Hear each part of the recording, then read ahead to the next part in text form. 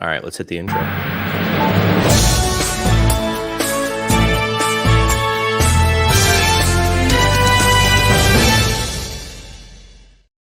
All right, good Tuesday morning. He's Tony Maritato. I'm Jimmy McKay. Dave Kittle lost in the Georgia backwoods. We have no idea where Dave Kittle is this morning. He's lost. Tony, how's it going, man? I'm doing great. Listen, if my audio or my video cuts out, just let me know. I'll switch over to something else. But I can totally see Dave, like Total Wilderness. What Survivor Man? Do you ever watch that? A Survivor Man? I don't know if I've seen that. So Survivor Man was my favorite. He was out there by himself doing his own videos, his own recording, like completely alone. The other guy, I can't remember, Bear Grylls or something like that. Yeah. He had like a crew and he had people with him. It was totally fake. But right. Survivor Man, he was incredible. I loved watching every episode. You talk about like why it's good to create content. We didn't plan on talking about this. I don't know the guy's name, but I watched a video, and maybe it's the guy you're talking about. He's got a family, but most of his videos are by himself, and he's got glasses. He kind of looks like an accountant, but to be honest, like this guy's super, super smart, and he shows you like how to build a structure out of snow so you don't die and had all that stuff. And that sort of like content like fascinates me. Because hopefully I'm never going to be in that situation. But if I am, I'm like, I just need like 2 nuggets, like just 2 nuggets to get through the night. Dave is back. I'm here. Good morning. I'm Dave, here. We have a musical intro for you this morning. Are you ready? I'm ready. It's your birthday. Happy birthday, Dave. We won't ask how old you are. You don't do that after like 17 years old. If I'm as fit as Dave, I want people to know how old I am. Yeah, how old are you? I am 38 today. Awesome. And I don't want to say it's your birthday, cry if I want to. So it's my birthday. I can be late to the show if I want to. It's true. Heck yeah. Heck yeah. We were just saying you were probably out like catching dinner. You were killing animals. No, I'm here. I'm here. Jimmy, I think who you're talking about, it's the Outdoor Boys channel. Maybe. The guy was an attorney. He was a lawyer, and then he started doing YouTube. He had a couple different YouTube channels. One was like Carp and Catfish, where he did all the fishing stuff. But then he had the Outdoor Boys, where he's got his 4 kids, his wife. I think he was from Alaska originally, and he does a ton of stuff in Alaska. And he shows you how to like create structures and shelters, and that guy has got to be doing tens of millions in revenue and mostly profit because there's like no expense for him. None. I mean, he would even go to, he bought a piece of property and then his whole content for the next couple of months was like renovating it and like what he found on the property and what he could use and what he could turn it into. There's a guy by the name of Sean Gatz. He's got like tattoos all over his face. And he's like out in Arizona and he's building like a compound. Like the guy's like hand building this like by himself. And that's another example of like when I watch 2 or 3 of his videos, next thing you know, I'm seeing 5 or 6 of those things suggested a day. And it's funny because then all of a sudden you're like, where'd that guy go? Like, is he still around? Because it sort of fades out. So it shows you that your audience is like sort of constantly coming in and fading out. Yeah. And talking about catfish and carps, Dave, let's talk about your post. Let's talk about how you screen and how you avoid, therapists. And here's the context for anybody listening. So I shared Dave's post about up to 120,000 a year, 4 to 6 patient visits a day, I think it was. And I was like, how do you avoid those therapists who, and it could be the best of intentions, they think they're amazing therapists. They think that they're killing it. They think that they're working so hard. They think that they're sacrificing so much. But then once you get them in the organization, you realize they're just lazy and deluded. They have no idea. They're not a good therapist. They're not fun to be around, and they're not working hard. But when you put a post like on the screen, NYC PTOT up to 120,000 salary compensation, treat 4 to 6 a day, house calls, coaching, mentorship. That is going to attract everybody. How do you find the ones that really resonate with your culture? Yeah, I mean, great question. First of all, yes, that is the point of these posts, is to have a bigger top of the funnel to attract more potential candidates. We were in the car yesterday going from this Blue Ridge, Georgia cabin over to Tennessee for a batting cage, actually, the DBAT company. So we hit there. And on the drive, I pulled out my Google Drive, my playbook that we have for concierge pain relief for my practice, and I added a Google sheet, a file just for this exactly. And with your post, I said, how do we, and I need to get, the reason I have the playbook, by the way, is to get things out of my head and get it documented somewhere electronically so that it'll help with onboarding with other new employees and growth and all that type of stuff. So I added this in the in the recruiting and hiring folder of the playbook. And how do we, I wrote a bunch of things down, but really, like, the most concise thing is is that it's all about signaling. What I mean by signaling is we have a candidate, they apply through our website, they respond to an Indeed ad, maybe they come through my network like this, like someone sees it on Facebook or LinkedIn, they private message me on LinkedIn or Facebook, we start a conversation.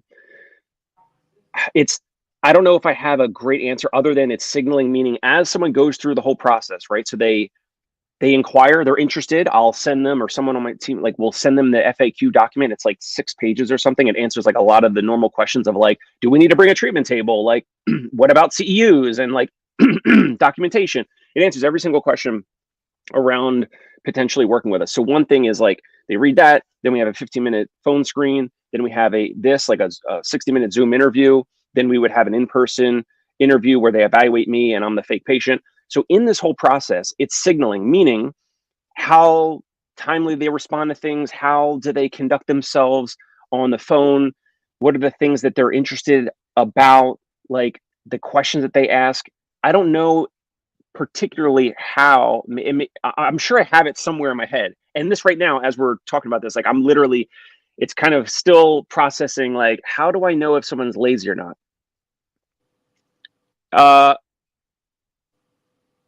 I think there's some amount of motivation. I think that a therapist would want to run around New York City and see 4 to 6 patients a day, compared to being in an outpatient office where they see, 10 to 20 or whatever, 25 or, at the high end.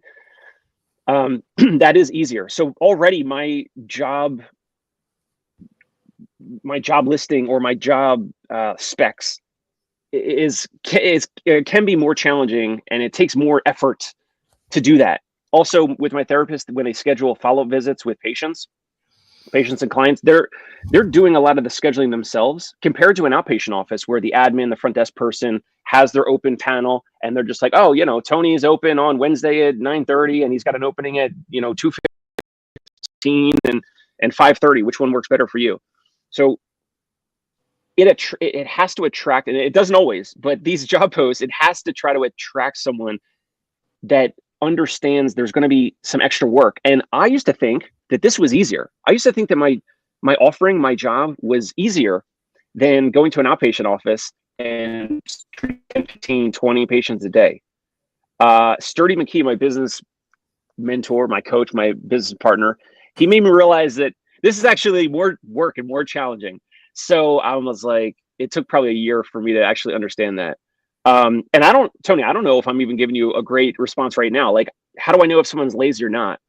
They have to follow up efficiently, quickly. They have to exude, interest and emotion, and they're showing, here's why I'm in. Oh, another thing I wrote in this document is I need to find like a particular specialist health physical therapist, as opposed to just like a generalist who is like whatever job, like random, like I'll take any job that's on Indeed. Obviously that therapist is not for me. So we can get into it. Let me ask you this, and Jimmy, I'm sure you probably have something to chime in. The process that you're going through, I love, and ChatGPT is like the perfect scenario where last night I used ChatGPT to create a new patient admission procedure that was formally documented in a step-by-step method for my Medicare billing course. So for you, for this, like I would be talking to ChatGPT just like another person saying, help me understand the process of how I weed out the individuals who are applying for a job that are not appropriate. What are the questions I'm asking? What are the things I'm thinking about? You know, and ChatGPT will give you the finalized document that's actually the step-by-step process that creates the structure for your business, the SOP, procedure, policy, whatever you want to call it.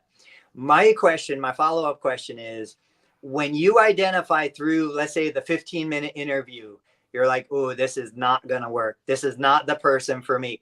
They might be a great person. They might be well-intentioned, but this is not the person that I want on my team.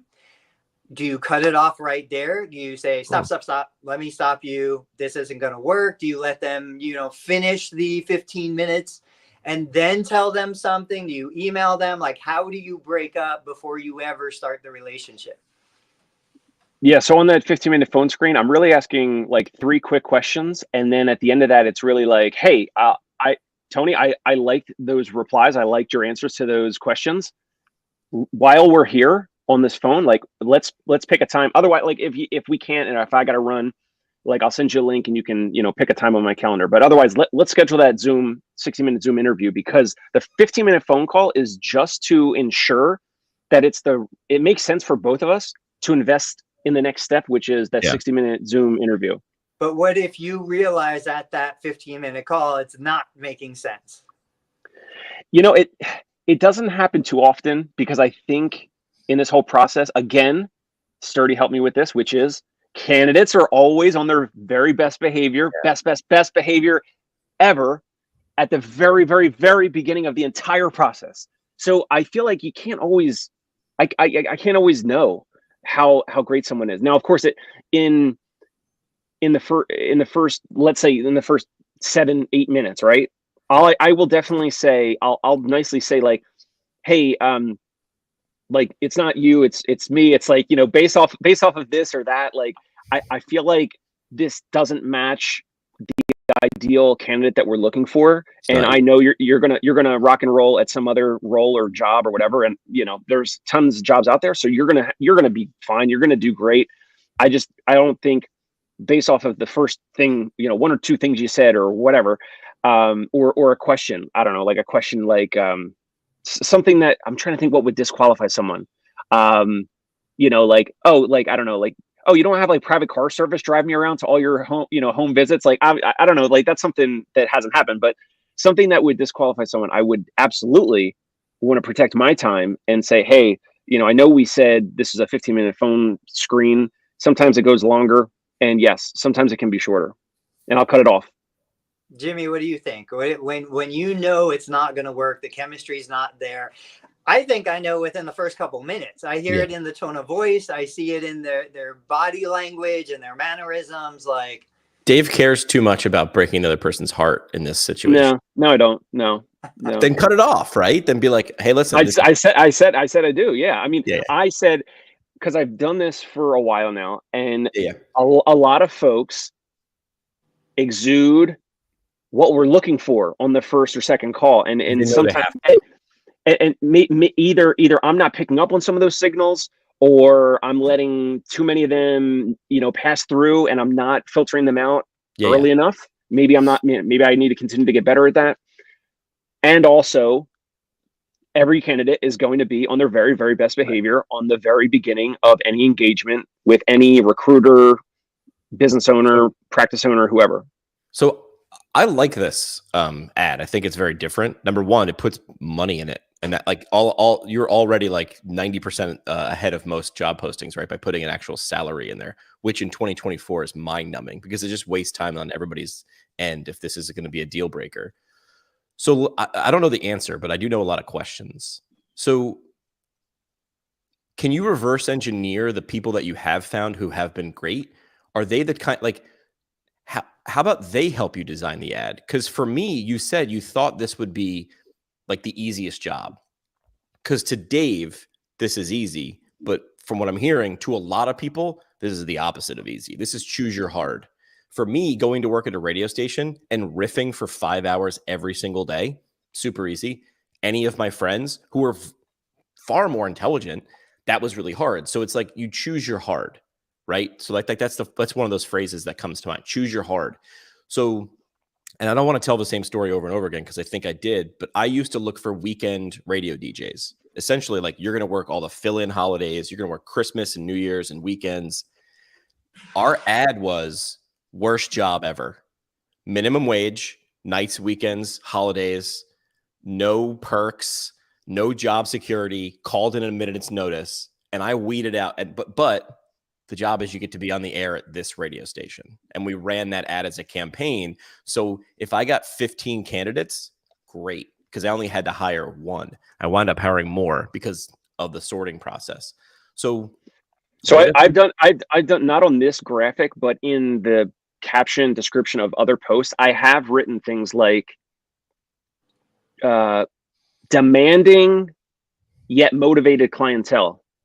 Because some of our clientele, like even if you say, hey, I'll be there around 9:30, and some of these like old, retired, semi-retired M&A lawyers and investment bankers, whatever, like, it's like 9:32 and the client or their spouse are, texting or calling the therapist like, hey, are you still coming today? And it's like, yeah, I'm 2 blocks away, or like, it's just crazy, right? So like I have put some of that in there. I have put some of that in the job descriptions or in the social media.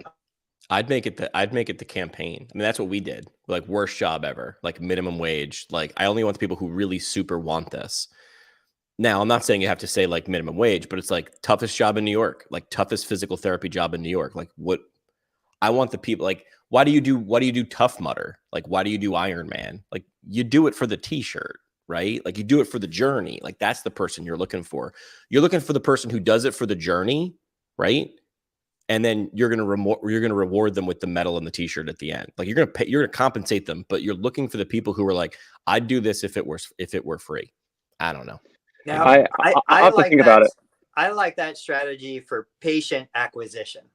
I want to tell patients, this is a horrible experience. You are going to feel terrible. We're going to drag you through the mud. Like we're going to do all of these things because I want that patient coming to me who's not expecting to lay on a table and have me rub their back. Yeah.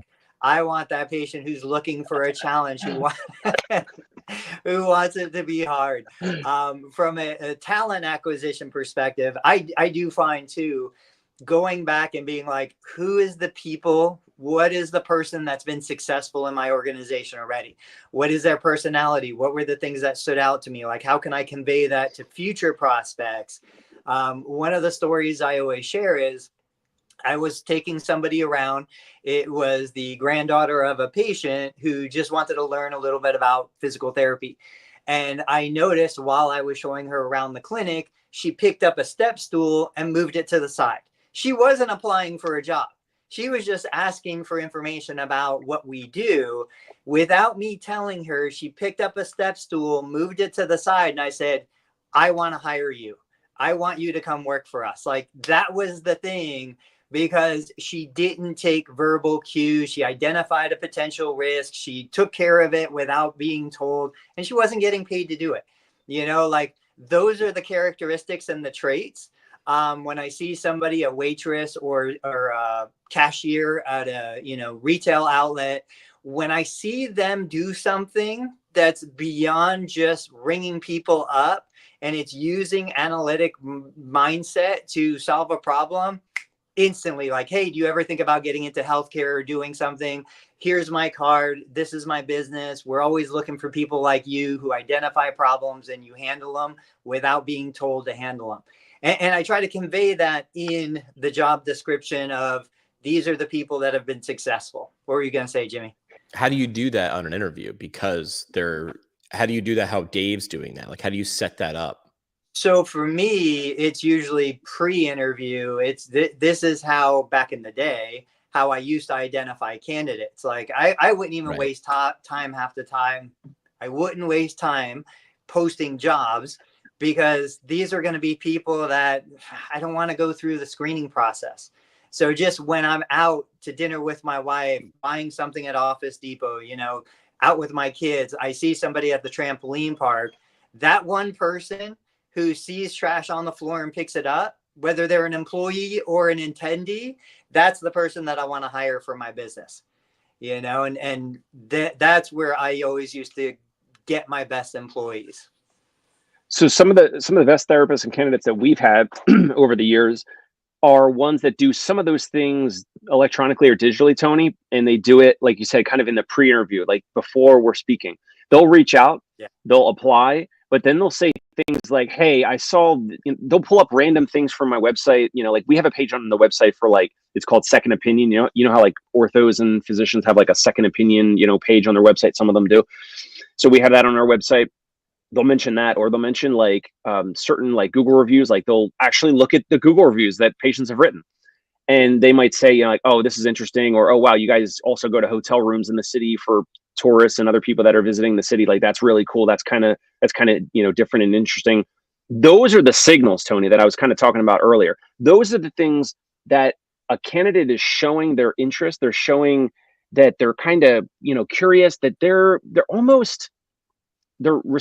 kind of like trying, or they are exuding like, here's how I'm different, like here, and maybe they are not even realizing it. Like these are the things I would want to do, which is like if I'm applying to Tony or to work for PT Pinecast or whatever, I want to mention some unique thing. I want to stand out, right? So candidates should want to stand out, and those are the things that we see with candidates over the years.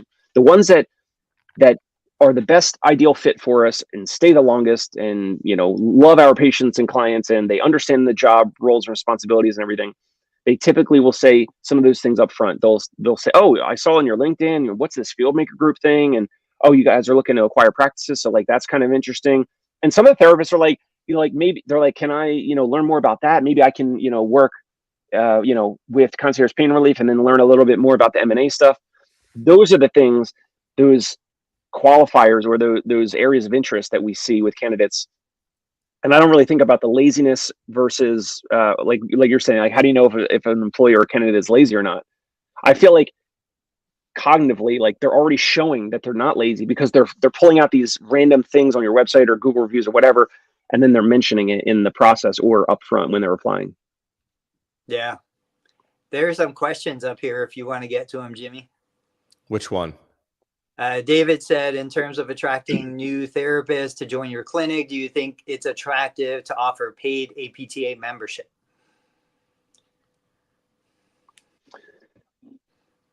I've never had a candidate ask about it, so I don't know how important it is to most candidates. Although, it's not like we're getting a ton of candidates compared to like Fox Rehab or, some gigantic clinic or practice. If candidates ask about it, and again, if they're the ideal fit, all that, like, sure, like whatever the price is, like we can add it to the benefits, but that's not typically like the main ask or request for candidates on the front end. Yeah, usually for me, when I'm putting together an employment package, I basically just say, what's the most important thing to you? Do you want more time off? Do you want benefits? Do you want education? Like, I don't care. I've got a bucket of money that I'm going to spend. How do you want me to spend it? And from that, then we can talk about what your priorities are, what's most important to you. If the absolute raw dollar amount is the most important thing, we can get there. But like anything, it's got to be an objective decision. It's like, hey, I want to make 120,000. Okay, this is what you need to do to make it. And if we can't do it, we can't do it. Go work for Dave. Yeah. Was that Tony? Was that on Facebook or LinkedIn? Where was that question? Because I don't see it here on the live comments. I don't know. So I'm looking. It's on YouTube. David's on YouTube. Will Boyd's on YouTube. John Mitchell. And then I see Steven from LinkedIn. And then there's a physiotherapist saying, what's the most effective way to study biomechanics? We'll put the link to my Amazon affiliate link for the biomechanics book comments below. That's how we study it. No, I mean, how do you study biomechanics? I don't know. what do you learn best? Is it a book? Is it videos? Is it a course? Is it in person? I would say go to YouTube and search in biomechanics. That's actually what I was going to say. YouTube. Yeah. There's you're so much here. out You're there. on YouTube. That's the way to do it. So did we cover anything else on this topic? Yeah, maybe. Did we cover this, Steven's comment right here? No. Go ahead. So Stephen Rapicelli down in the Delaware area. Stephen, we've never spoken, but I know your name, and he's got a couple different clinics. And I mentioned him here on the show before because he was the one that also popped up the separate brick and mortar stretchplex, like the stretch places that are, remember that? So he's a fascinating entrepreneur, and I would love to connect with him. So Stephen put in quotes, how do I know if someone is lazy or not? This is great to hear him, I guess he's talking about me, thinking out loud to see his thought process. And he agrees, very difficult to assess behavior and character traits. Bravo. So yeah, I think it's really challenging to assess this also in just 15 minutes on a phone call. Like then it's really the next step is the Zoom video interview, right? Like we can kind of see someone's like body language. They're, are they kind of shrunken in? Are they, taking up space with like are they confident with how they're communicating and all that? But yeah, I think in the first call, it's really challenging. The other thing that came up was this reminds me of the first time I ever learned about what the golden mile was. You guys know what the golden mile is, right? Like Amazon is very efficient at getting you to their website, SEO machine, monster, very efficient at having everything, very efficient at checkout, very efficient at logistics. I'm sure there's a robot now packaging my order from yesterday and getting it over to a cart, which it gets it to the right truck, which gets it to the right sorting facility. It's that last mile because there's an Amazon facility like 3 miles up the street from me. I'm sure it gets there, but from there, it's got to go to 100 or 1,000 different locations in my community tomorrow. And that's the problem. So this is where Dave's ad is like Amazon. It's like, dude, like you can put some dollars behind that and you could hit 1,000 people, the right people tomorrow. But it's that, well, how do you sort from 1,000 to 250 to 115-minute conversations to 6 1-hour Zoom calls to pick the one? This is the golden mile problem. This is why like recruiting and staffing is a major issue. You're not looking for people, you're looking for the right people. And that's hard. Yeah, I remember when we used to post on Indeed for an administrative assistant, and we'd get like 300 or 400 applicants. Wow. Most of which I don't even know if they were genuinely applying or if Indeed just threw a bunch of resumes our way. But it got so overwhelming that we would just cancel the ad and stop because we didn't have the capacity to weed it down to, 3 ideals. In regards to the laziness, I do think there's a subjective element to that. It's like, how do you define lazy? That somebody else had made a comment. Is it lazy or efficient? I think it's one of those things where you're the business owner, you're the hiring manager, you're the one that defines it. And once you define it, then you start to identify those characteristics that would be a red flag for your organization. Agreed. Dave, were you going to say something? I was just going to say really quick, I know we've covered it before, but we took this similar type of very concise couple sentences, like basically that graphic, but in messaging form on LinkedIn. I mentioned this to Jimmy before, I pay for Sales Navigator. I previously had used Sales Navigator on LinkedIn to find board members for Fieldmaker Group. And so I was using it to find, cold contacts that are interested in joining our efforts. Now I'm using it for therapists. So I will probably the past couple of days, I sent out maybe 80 messages to PTs and OTs in the New York City area. They have to accept or decline it, which is kind of interesting, but LinkedIn ensures that like they'll be more likely to see it. I think they send them an extra email or two or whatever. It prompts the person to like, hey, jump back into LinkedIn and, check out this message that this random practice owner sent you or whatever. So I got probably close to like a 8 or 9% response rate from therapists. A couple of them were like, hey, I'm only interested in outpatient practices. Fine. A couple of them were like, hey, yeah, like, thanks for reaching out. I'll let you know. Because the last sentence is, it's not asking for you. It's asking, hey, do you know any colleagues that would be interested in possibly speaking about this? So again, we covered it before. But I'm already getting some more replies from therapists that are like interested in, part-time or PRN or, full time, and can you send me more information? So then it kind of starts the whole process. Send them the FAQ document, all that. So again, the manual prospecting still works. I got a different topic. Go ahead. No, I was going to say, yeah, think about the next topic we want to talk about. I want to tease Jimmy, Dave, and I are going to do a 6-pack episode where we're going to talk about, like, each one will bring 2 ideas to the table on how to make yourself as a candidate as valuable as possible, like dollars in your pocket valuable, because I think there are very specific things you can do to raise your value, your hourly or annual rate by thousands of dollars.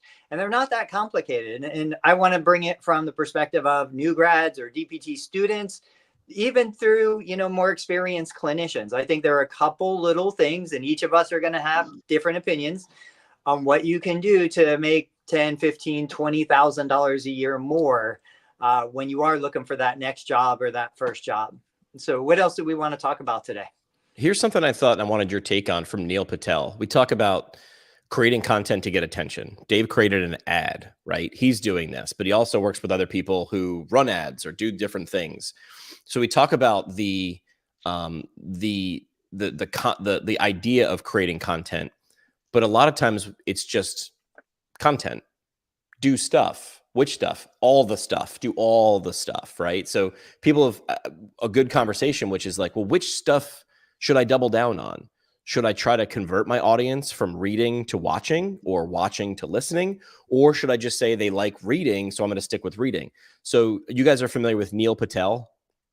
Yeah. So Neil Patel, super smart guy, big in, content, SEO, analytics, blogs.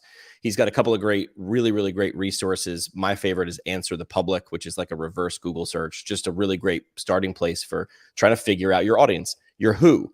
He released this graphic, and here's why Neil Patel is so smart. People are feeding him information. They'll happily give him their information in exchange for resources back. And Neil is now paying attention to, if Dave is saying, I want this person, I'm guessing how old they are based on where are they maybe in their career. This graphic is highlighting generational marketing and behavior insights, how different age groups engage with content. And he sort of says, like, I'm going to take the different generations, Alpha, Z, Y, X, and baby boomers, and I'm going to rank them in terms of how do they like to interact with content, from email to blogs, webinars, videos, podcasts, or text-based posts. And he sort of does a heat map. And look what I like, I'm not a scientist, but I look at the middle of this graph and I go, look at that. Look at that heat map in the middle, right? If this were a baseball player, do not pitch in the middle. But this is middle of that. This is throw it down the middle, right? If you want to hit. So for the people listening on the podcast, you can find this by looking up Neil Patel, NP Digital. But long form and short form videos, and then we'll also say images, are either a 4 or a 5 or a 4 out of 5 in terms of how people are willing to engage. And that goes from Gen Alpha, born 2013 to 2024, which is who born in 2024, and you're engaging with content already. Okay, apparently. So Gen Alpha all the way to the baby boomers born back in 1946. So video connects, and then you sort of get a little bit weaker, or a little bit less as you sort of go away from that middle. Podcasts and images coming on the fringe on one side, webinars, blog posts, newsletters going out. So I feel like there's a couple different ways to approach what kind of content you and your business create. I always tell people, if you don't like doing it, it's not going to last. So either don't do it, or that's where you have to hire someone to do it. I know plenty of people who are brilliant, but are never going to turn the camera on and talk by themselves. So I say, don't do it, except this data says, if you want to talk to those people, those are how to do it. That's where you hire someone to hold your hand. And it can be simple as, setting the camera up, making the lights are good, making sure your microphone and audio comes out well. It's also like sometimes you need the your handheld to actually get that done. I do this service now on and off. I call it batting practice. Dave comes to me. Dave, maybe we'll just do this. Let's just do this between you and I. You come to me and you say, here are my problems. I go away and I come up with 20 or 30 questions that I think your answers will help your audience come to the conclusion that whatever answer you want them to have is you. Then I sit down, put you on camera. I turn my camera off, so it's just the Dave show. It's just Dave. And you sit there and answer, and you give me answer, and I ask you the same question from 7 different. If I don't like the answer, great. I start, I come back again. But then I'm smart enough to pass that video off to an editor who's going to make that thing pop. So this data can say, well, I don't like doing video. I don't like myself on camera. Doesn't say you have to be on camera, but also you don't have to do the whole process. So that was some interesting data and what I thought about it from Neil Patel. Yeah, that was the first thing that popped out at me. I was like, long form, short form video, 5s all the way down. Awesome, because that's where I feel the most comfortable. I'm not a great writer. I don't do audio only podcasts. So it just happened to work out. But if anybody listening right now, like I've shared this before, I said, look, if you're not comfortable talking to a blank screen, like Jimmy said, figure out ways to make it work. Yesterday on my Instagram, I'm trying to grow my Instagram, tony.maritato.pt. Go check it out. I recorded myself teaching a patient how to do what I want them to do. I think the particular one I shared yesterday was like a sit to stand squat, and it was using this chair. And it was totally different because I don't even know the camera is there. I hit record, I set it up, but I'm not thinking about the camera. I'm not thinking about the audience behind the camera. I'm thinking about the patient in front of me. And so I'm talking to that patient very differently than I would talk to that little dot. And it changes the dynamic. So no matter how uncomfortable you think you are, talk to a human and record yourself doing that. It's really hard. It's just really simple. There's cameras everywhere. It's so simple. We're doing long form right now, and then you guys chop it up. We chop it up. Nate, my editor, chops it up, and I haven't been doing a lot of YouTube shorts and clips and reels and all that, but I need to get back to doing it, or offload it and have someone else do it. But you make the long form content like this. There's going to be certain nuggets and things that you really like, and you want to get in front of your ideal client or customer, or your certain demographic or whatever. And you cut out those pieces. It now becomes short form content, and that is that 5 by 5, that middle area where it's still like a really powerful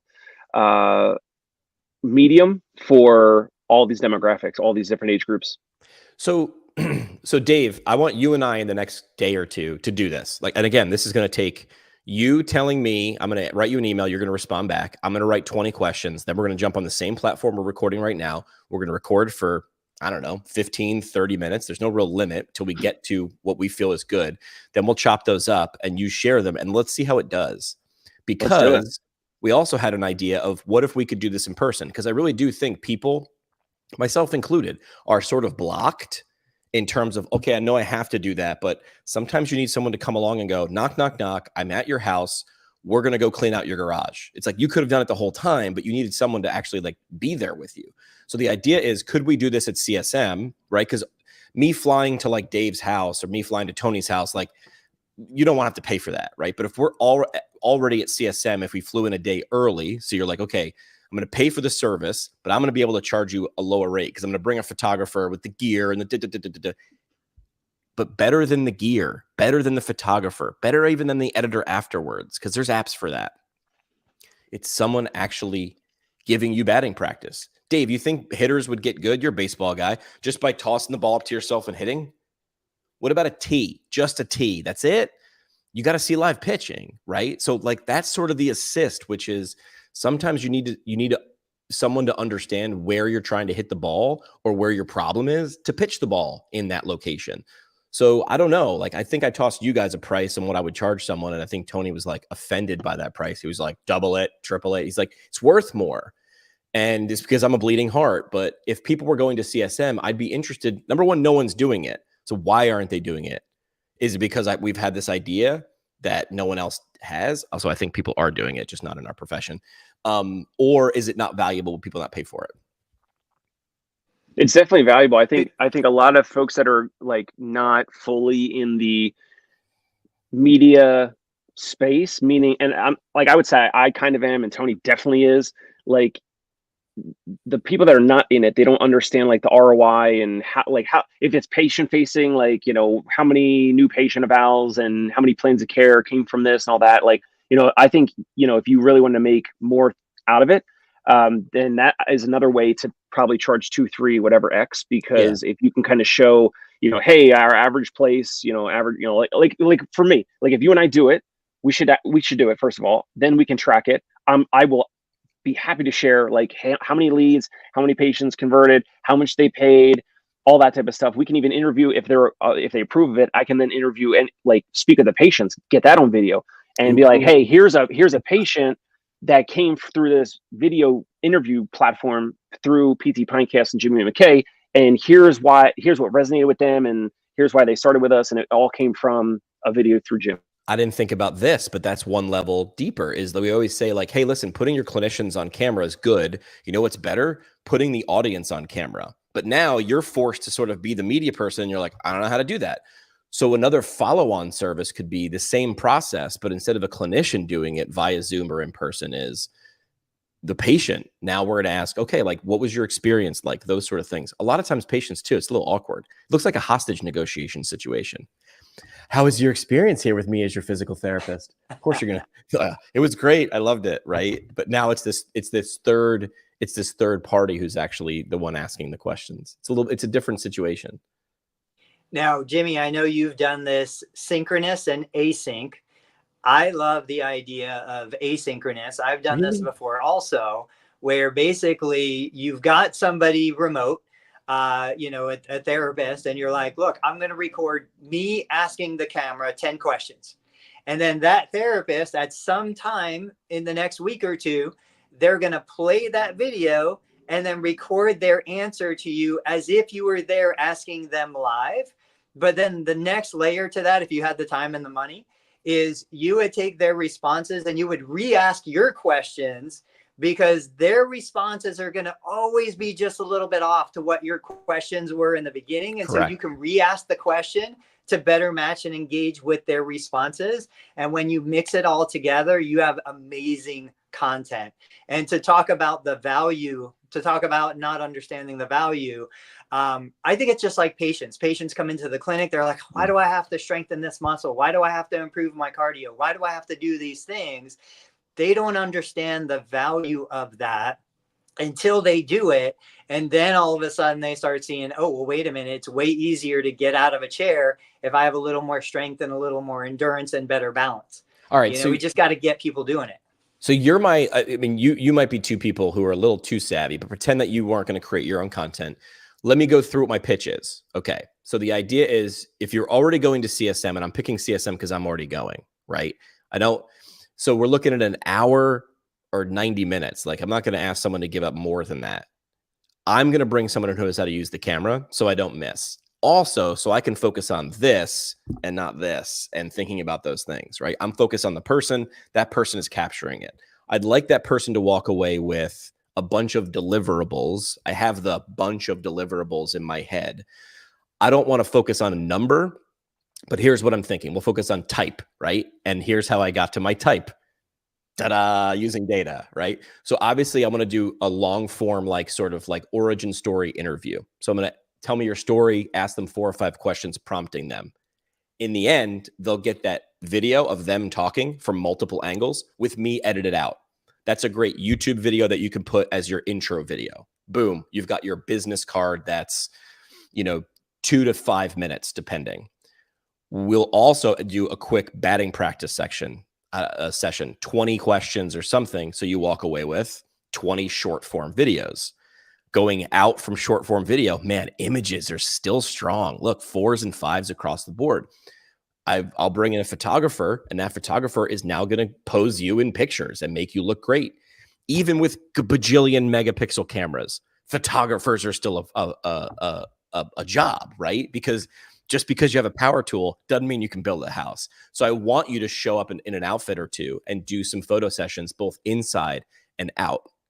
I want B-roll too, because I want you to have tools to walk away. And what does that mean? I want you walking along the street. I want you, maybe we'll get a mock patient, or we can have you working with someone else. I want to just give you a bunch of B-roll that can have that person. Hey, maybe we'll do like PT school. the person you're treating is the person next to my calendar, and then you have to be that person's B-roll person. But I'm looking at this saying, what are those things? Look to the far right, text-based posts. I'm not going to help you with text. You got ChatGPT for that. You can figure that out. Far to the left, email, newsletters, and blog posts. I'm not doing that. That's not really what I'm here for. Webinars, we can do at a later date. I'm focused on long form, short form images, and then a mock podcast to stay to that middle right. So that's what the package looks like. I'll do as much as I can get and as much as you want. You can tell me which one you want more of. You got 90 minutes. What do you want? So that's my pitch. Hey, so this is a little feedback from my buddy here in South Jersey, Sam Kellicates. He said he had a patient do this for him. They're a videographer. They swapped and bartered services, and she did the exact same thing. And she asked Dr. Sam, questions about what he does and why.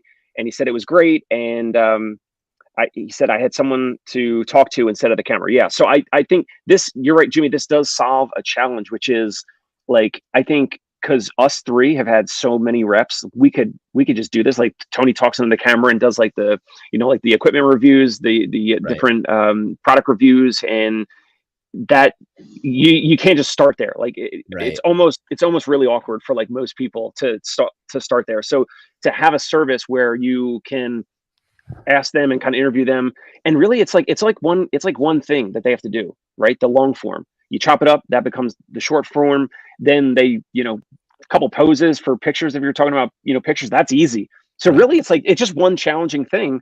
It's answering questions, which then now becomes not so challenging. And here's the thing. People always say, you're going to ask me questions. What questions? What questions? Yeah. What questions are you going to ask me? What questions? Yeah, no, just a chat, just a conversation, right? Even better. Here's what I tell people when they're going to come on my podcast. They always say yes. And then 40% of the time, what are you going to ask me? I'm like, okay. And I give away my secrets. I have a form that guests fill out. It's not because I'm lazy. It's because I want to make sure I'm on target, right? So the form essentially asks you the same damn question 20 times. What do you want to talk about? What are you smart about that you think other people should know, right? You filling out that form before we come to CSM to do this, you're putting the balls in my batting practice bucket. The questions that come out of my hand and out of my mouth, you wrote them. You just didn't know it. I'm not asking you to write them. I'm asking you to word vomit. It's the same as a subjective exam. What's the problem? What do you think the issue is? When does it hurt? When does it not hurt? You're writing the treatment plan as a patient. You just don't know it. I'm the filter. So that's my idea. So number one, you're not going to hurt my feelings, especially on Dave's birthday. Is this something I should try to do? Is it because I got to put, even though Scott is saying this is low effort, high impact, there's some effort, which I'm okay with, right? I got to organize. I'm thinking about doing it in a cool setup. Like maybe I rent an Airbnb the day before we do it. Like get somewhere dope, like background, right? Some good space, good vibes, right? So it is low effort, but high impact. Do you think I should add anything to the package? Is there anything missing, or is there anything in there that doesn't need to be? I would say the package is way too big. I'm always, you're always pushing further and I'm always pulling back. That's what she said. Keep going. That's what she said. You got me last time with the Scranton thing. Yes. No, that's awesome. Yeah. Like 100%. Every time I've offered to do paid interviews, I always get people who want it. It's always a great experience. Either I'm frozen or you guys are frozen. You're a little stuttery. Dave, what do you think? Is there anything in there that shouldn't be? Should I make this? Is my package too big? Package is never too big. Didn't see this on my bingo card for Thursday, but so is there too much? I would rather overserve the first 30 I do. If it were going to be this whole thing of like, hey, here's the approach, and we're going to do like the long form, and you're going to have cameras and all that, and if it's a CSM, maybe it makes it easier for some. I think it's probably more like a bigger dollar amount for bigger practices. This is not something for like a solo practice owner. Yeah, Gotcha. I agree. And this goes back to Chris Doe from the Future podcast. Are you selling a logo to Nike, or are you selling a logo to the mom and pop pizza shop down the road? Because if you want to deliver that to a, mobile therapist who's just getting started, who has no money, they're not going to put money behind it. They're not going to pay to push it out. They're not going to do anything with it. They're going to have a brick of gold that they're using, you know, to keep a door open. Yeah. This is something for the ATIs, the Atleticos, the Jags, like the bigger practices that are going to leverage the content you're creating. Now, do I have a problem with those people already having media teams? Ironically, they do have media teams, but they don't do things like this. They do this. I mean, not to knock these large practices, but they play it so safe that their stuff is mayonnaise, not hot sauce. I don't know if I'm going to give you sriracha, but I want to give you something spicier than mayonnaise here, like something that actually hits on these things. Like, I don't think these things are leveraged enough. I think when they get to a marketing team, and I'll defend the marketing team, is they're told to do stuff. They probably pitch edgy ideas or some grit to it. And then things just get watered down because you have to pay attention to things like stock price. So this would be where I think you look at a group like the Rehab CEOs, Joey and Robbie. They have a group of practice owners that are in that, like, in between. They're growing, they're aggressive, like they want to succeed. They will put money into things that they know is going to provide value. They're not too big and they're not too small. They're the sweet spot for something like this. Okay. All right, we got 10 minutes left. All right, we have a couple minutes. What else? You said something. Shoot, you said something that I wanted to double down on, but I forgot it already. Was it the package? You guys pick the final topic. So really quick, Stephen Dunn down in Louisiana, he commented, the last Indeed ad he ran to hire a PT got him 0 leads over 3 weeks. He said, I was shocked. Yeah. I'm ready to start looking again and appreciate the tips. Y'all have a great day. Stephen, thank you for tuning in live, commenting live. And Stephen, all you have to do, you or a virtual assistant or an admin or whoever at your team, you create a little thing like I did. We just, at the top of the show, just go back to, you know, you want to create some offer that has, you know, the certain keywords or the components that'll catch attention like that does.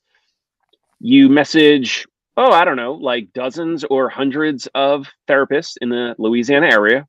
You can go on LinkedIn. You go to, by the way, what I've done is I go on LinkedIn, I click on Fox Rehab or Luna PT, and then I click on New York City Metro, and it gives me a list of people that are already doing home visits in New York City. I messaged them first because they're already doing home visits, right? So they're halfway there. And I'm like, hey, you could like do the same thing. We're going to train you up. We're going to support you. We're going to coach you and all that. But like, you could make more doing the exact same thing. Less patients per day, less notes per day, all that. But message the Louisiana therapist in the area, your offer. We went over this before if you want me to go over it again. But ask them like, hey, are there any colleagues or friends that we should speak with about this? You know, with a question mark at the end. So you're not even asking that person.